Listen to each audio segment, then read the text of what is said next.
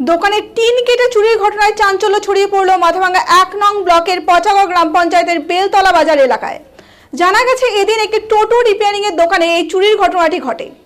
দোকান মালিক জানান সকালে দোকান খুলতে এসে দেখতে পান দোকানের টিন কাটা। তারপর দোকানের ভেতরে ঢুকে দেখেন দোকানের ভেতরে থাকা একটি মেশিন যার বাজার মূল্য ১০,০০০ টাকা।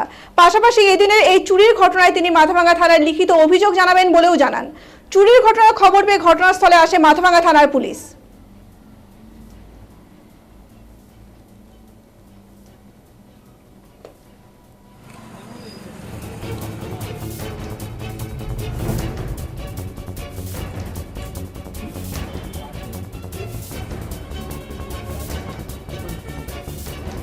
কিভাবে চুরি হলো? সকালবেলা এসে দোকান খুলে তালা করছে, তালা খুলে এসে দেখি পিনটা কাটা। আচ্ছা, তারপর ভেতর ১০,০০০ টাকার মেশিন ছিল, মেশিন নিয়েছিল আর কিছু না। কিসের দোকান? টোটো রিপেয়ারিং।